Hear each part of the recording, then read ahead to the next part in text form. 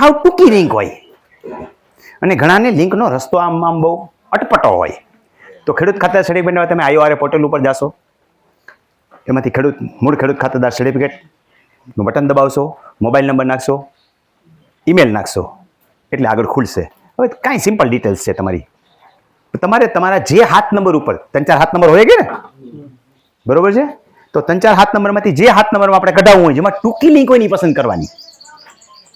જે જમીન આપણી બાપદાદાની મળી હોય ને, એટલે હું બોલું છું ને કે બાપદાદાની એક ખેતીની જમીન રાખવાની.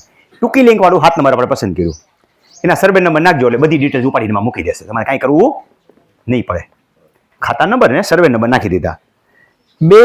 પહેલી વખતમાં ફરજિયાત છે, પછી બધી ખાતા નંબર સર્વે નંબર ફરજિયાત નથી. ખાલી ખાતા નંબર સર્વે નંબર નાખી દેજો. ખાતા નંબર નાખતા જ નહીં, જરૂર નથી. વળી નાખશો ને ખોટો હશે તો વિસંગતતા થશે. બાકી સર્વે નંબર નાખી દીધો એટલે હાલશે. હવે પછીની લિંક કઈ લેશો? તો મારી જમીન મેં અહીંની નાખી દાખલા તરીકે. હવે આ માનો કે મારા બાપ દાદાની જમીન છે, બેકડી માની લો કે આ જમીન મારી બાપ દાદાની છે, તો મેં મારી હયાતીને મારી એન્ટ્રી નાખી દીધી. આવી હોય ક્યાંથી હોય? મારા ફાધરના નામ પરથી મને મળી હોય ને, ફાધરની એક્સપાયર થઈ ગયા એટલે વારસાઈથી મળી. એટલે નોંધના નંબર પહેલા તમે હયાત નોંધ નંબર નાખ્યા. પહેલા કયા નાખ્યા? હયાત. પછી ફાધરવાળા વારસાઈના જે મળ્યા હોય એ નોંધ નંબર નાખું, તારીખ નાખું, બીજું કંઈ નાખવાનું થતું નથી. આ સરકારે આમાં છીંડા રાખ્યા છે.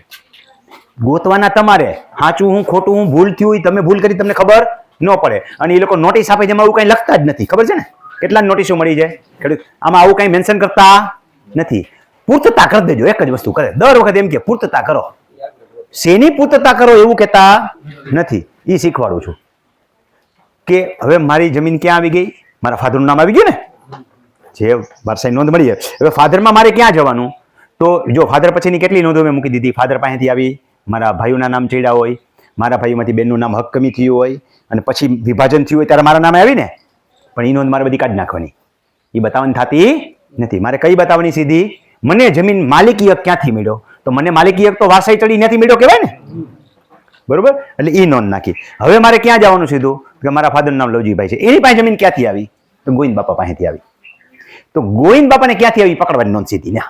એટલે બાપુજીએ એમાં આ બધી ગઢિયાવાળી વારસાઈઓ હતી. હયાતીમાં હક કંઈ હતા જ નહીં, અને હયાતીમાં હક હોય તો હયાતીમાં હક લેવાનો, બરોબર છે? તો એની વારસાઈ નોંધમાં વયા ગયા. એની વારસાઈ નોંધ જે છે એ નોંધ નંબર લઈ લીધો. હવે સીધો મૂળ નોંધ જ આવે. હવે એમની નોંધ ગોતવા ગયા. ક્યાં આવી? તો કે ડિયાલા નેટા પણ ગોવિંદભાઈ કચરાભાઈનું નામ દાખલ કરવામાં આવ્યું. આ મારી મૂળ નોંધ થઈ ગઈ.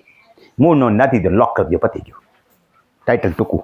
કોઈને કદાચ વડવાઓની લિંક 1 કે 2 વધે, એથી વધારે પેઢીઓ ન વધી ગઈ હોય ને, આ લિંકમાં હાઈ લાગ્યા. હાવ સરળ લાગ્યું ને કે જરાય અઘરું લાગ્યું?